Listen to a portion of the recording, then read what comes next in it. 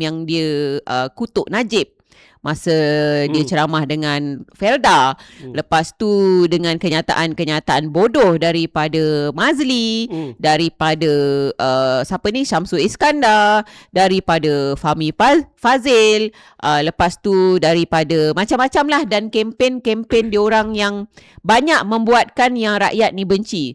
Tapi apa yang kita nampak, macam saya nampak, antara salah satu penyumbang kemenangan Barisan Nasional masa PRN Johor, hari tu masa hari PRN Johor tu saya buka lah thread kan. Bila saya buka thread, saya nampak ramai anak-anak muda Gen Z ni, dia tak ada malu-malu untuk mengaku mengundi Barisan Nasional. Ada yang kata mak saya suruh undi Barisan Nasional, jadi saya pun tak dapat nak tolak harapan mak, jadi dia pun mengundi Barisan Nasional. Ada juga orang yang mengaku memang kebanyakan dia mengaku mengundi Barisan Nasional disebabkan oleh faktor On Hafiz.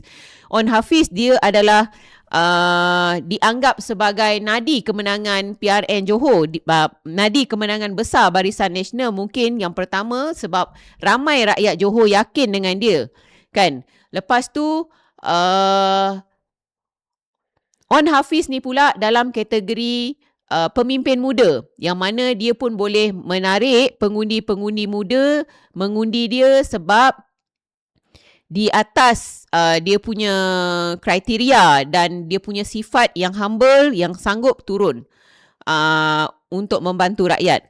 Lepas tu On Hafiz juga dia berjaya bina image dia sebagai seorang pemimpin yang selalu turun padang. Dan disebabkan ni, macam Gen Z ni Anas, Gen Z ni dia tak takut tau. Dia bukan macam Gen dulu yang berguling-guling tu. Dia bukan yang taksub kepada pemimpin.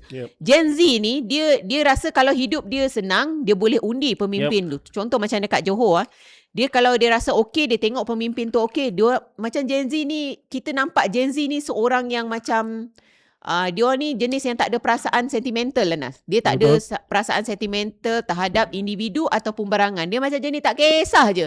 Tapi yang penting asalkan dia boleh cari duit, dia boleh cari makan, dia boleh senang hidup, dia nak pergi ke sana ke sini senang. So, bila dia nampak seorang pemimpin tu turun padang, contoh bila kita nampak train rosak, yang sekarang banyak pakai train, yang banyak guna train untuk pergi kerja adalah Gen Z. Contoh satu lagi kat Johor, Olivia. Bila Gen Z tengok Anthony Lok melancarkan train kepala kereta api tahun 70-an. Kau bayang, Gen Z ni bila dia membesar, internet dah ada. Lepas tu dia tengok pembangunan kereta api laju di China. Dia tengok kereta elektrik di China. Tiba-tiba seorang menteri beretnik Cina daripada DAP yang dikatakan parti majoriti Cina melancarkan train dengan kepala kereta api tahun 70-an atas rel yang patutnya kereta api elektrik jalan. Kau rasa Gen Z tak pelik ke? Betul? Gen Z mesti pelik, Olivia. Sangat pelik kan? Sangat pelik. Yang tu satu Anas. Lepas tu kan, itu cerita dekat Johor. Yang dekat KL pula, tiba-tiba train meletup. Hari-hari masalah LRT 3 train meletup. MRT sampai yang train LRT terstop, sampai tingkap pecah kan, mencederakan perempuan. Kau tahu tak orang kata sekarang ni, kalau connect train, seorang anti tu diorang kata kesian tu. Kalau connect train dekat KL sekarang ni, kalau connect MRT, LRT, kau tak tahu bila boleh rosak, bila boleh berhenti tengah jalan. Sepatutnya, Olivia, antara sebab orang memilih pengangkutan rel bukan sebab dia convenient, tak jam saja, tapi sebab dia selamat. Lebih selamat daripada yang connect motor atau connect bus atau connect kereta. Tapi sekarang ni di bawah Menteri DAP, di bawah Anthony Lok sebagai Menteri Pengangkutan, connect train pun tak selamat. Kau bayang, connect train pun tak selamat. Betul? Dan untuk tidak selamatkan lagi train, Olivia, yang tu yang dah siap, yang train yang dah lama dia tak maintain, tak selamat. ECRL dia pergi buat single track. Itu lagi nak membunuh penumpang ke apa? Okey, sekejap Yang ni sebenarnya aku nak sentuh tadi isu ni, tapi aku dah terlupa. Sabri Dollah kata Najib dah tanya pukul berapa nak keluarkan BN dah menang. Okey Najib Dollah. Okey. Engkau ni Najib Dollah kan, kadang-kadang saya pelik tau. Sebab itulah penyokong PH yang taksub kepada individu ni, terutamanya Anwar Ibrahim ni, diorang ni saya pelik sama ada dia dilahirkan bodoh. Saya rasa diorang tak dilahirkan bodoh. Tapi mungkin diorang membesar sebab memperbodohkan diri sendiri. Sebab apa tau? Benda yang orang tulis menganjing pun diorang tak faham. Dia ambil serius. Dan sampai dia kata macam orang Sabridollah ni nak kata Najib bila update status macam tu macam menghina mahkamah, macam menghina SPRM, macam menghina pendakwa raya kan. Itulah masalah penyokong kalau dia taksub kepada sesuatu sosok, Anas. Ya, Anwar tak boleh buat salah. Lepas tu kalau bantu Anwar, DAP bantu Anwar seperti dua orang Yahudi yang membantu Rasulullah berhijrah. Yang aku cakap ni, kau tahu siapa yang cakap? Ustaz Amanah ceramah dekat Johor. Jadi dia nak kaitkan apa dia imply. Yang boleh belajar daripada hijrah, dia kata. Jadi berdasarkan ceramah dia tu, kita boleh imply apa dia nak sampaikan adalah DAP ibarat dua orang Yahudi yang membantu Rasulullah berhijrah. KP Quraisy ni ibarat Barisan Nasional yang menentang Rasulullah. Makanya Anwar Ibrahim tu ibarat apa bagi dia orang ni? Betul tak? Itulah. So sebab apa dia boleh bawa cerita Rasulullah berhijrah ke Madinah seperti jadinya kena, lepas tu yang tolong Rasulullah ni dua orang Yahudi. Lepas tu dia boleh kaitkan Yahudi tu dengan DAP. Lepas tu mesti dia kaitkan, mesti dia nak gambarkan pada orang yang menentang Anwar Ibrahim adalah KP Quraisy. Betul? Jadinya Anwar Ibrahim tu apa, Olivia, pada dia orang? Sebab tu aku kata dia orang ni bawa ajaran sesat. Anwar Ibrahim ibarat nabi pada dia orang ni. Ya? Nabi yang maksum, yang tak pernah salah. Yang tak pernah yang tak, bila ada bukti dia bersalah laku pun tak boleh. Tak boleh, dia tak bersalah. Dan sebab itulah lahirnya manusia seperti Sabridollah, bukan Sabridollah Dan aku rasa, Anas, sekarang ni diorang dah cuba bawa naratif dan persepsi ni yang contoh macam Najib ni macam kebulur sangat nak keluar daripada penjara, padahal diorang tahu pun benda tu memang tak boleh kan, tapi dia just nak bawa persepsi yang salah untuk apa? Untuk PRN Negeri Sembilan. Tapi kan yang aku hairan ni, Olivia, yang diorang takut, aku tengok yang diorang ni sebenarnya diorang banyak tengok cerita, bukan cerita Hollywood tau, cerita Disney. Kan cerita Disney ada monster. Jadi bila monster tu terperangkap kan, giant lah. Bila dia keluar daripada gua tu, berbahaya. Kau tahu tak diorang buat Najib sekarang ni? Bukan macam orang biasa tau. Itulah. Seolah-olah macam Dajjal, kau tahu. Dajjal yang sekarang ni terperangkap dalam gua, bila keluar dia akan buat benda-benda yang pelik-pelik. So dia orang ni ada ilusi. Dia orang ada ilusi yang Anwar ni maksum. Anwar ni ibarat Nabi, ilusi dia orang. So dia ambil lah cerita-cerita pasal Rasulullah nak kaitkan dengan perjuangan politik sempit dia orang ni.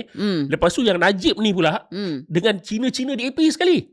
Dia gambarkan seolah-olah Najib ni macam cerita Disney World tau, cerita Aladdin. Kan ada jin jahat. Lepas tu kalau apa macam Dajjal. So dia punya ketakutan pada Najib. Aku nak tanya kau, Olivia. Kau fikir, Olivia, dia fikir kalau Najib, kau assume Najib keluar. Dia keluar je. Apa dia boleh buat? Dia boleh buat YNDB lagi ke? Ataupun dia boleh pergi meliwat anak muda ke? Tak, betul tak? Dia boleh menjilat leher ke? Macam yang seseorang itu boleh buat. Adakah contoh Najib keluar daripada penjara, lepas tu dia pergi menjilat leher pembantu dia ke? Dia memangsakan orang lain ke? Tak, sebab Najib bukan seorang pemangsa seks. Betul. Yang selalunya, geng, aku sarankan geng, nanti esok aku bagi link tu, korang kena tengok dokumentari berkenaan pemangsa seks. Pasal pemangsa seks ni, dia tidak normal. Dia bukan macam orang. Semua orang ada nafsu, tapi pemangsa seks ni different. Dia dapat kepuasan bukan daripada the sexual act saja, tapi daripada pemangsaan. Pasal tu pemangsa seks ni, bila dia umur 80, dia masih memangsakan seks lagi. Cuba kau tengok orang kulit putih yang pemangsa seks yang kena tangkap dekat Cambodia baru-baru ni, yang kena tangkap kat Thailand. Umur berapa, Olivia? 79. Umur 80. Jangan kau orang kata, umur dia dah 70 dia. Kalau dibuat dulu pun sekarang dia tak boleh buat. Tak ada. Sebab dia orang ni dalam kategori lain.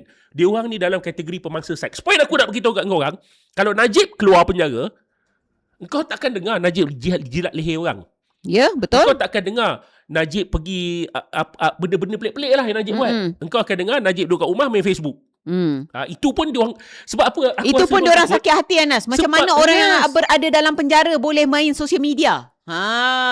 Dan aku rasa yang dia takut, Olivia, kau ingat tak masa dulu, masa Najib baru kalah, bukan sekarang Najib masa tu BN Barisan Malaysia baru tumbang. Pakatan Harapan 1.0, polisi macam sial dengan Lim Guan Eng RM30, ingat tak? Yang pelik-pelik punya polisi yang bodoh, cut spending, jahanamkan infrastruktur awam.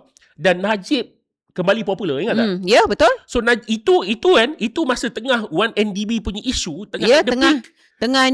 tengah on peak masa tu. Dan Najib sedang dibicarakan. Lepas tu Najib kalah pun pasal 1MDB. Ya. Tak berapa tahun lepas tu, orang boleh nampak, sekarang ni Olivia, cerita 1MDB ni dah lama. Ya, dan dah Najib lama. ni disalahkan dengan pelbagai tuduhan. Kau bayang kau pelik tak Olivia? Betul. Najib sekarang ni, dia dulu Perdana Menteri. Ya. 1MDB ni dilambakkan atas kepala dia seorang. Itu. Lepas tu yang orang lain ni semua, yang orang yang pihak pengurusan 1MDB pun tak kena. Ya. Dan ada satu lagi benda ini termasuk Kerajaan Perikatan Nasional dan juga kerajaan Anwar Ibrahim sekarang ni. Korang boleh check dekat website Interpol, nama Jolo tak pernah ada. Nama Jolo tidak pernah. Aku check Interpol red notice. Memang akan publish siapa-siapa yang wanted by Interpol.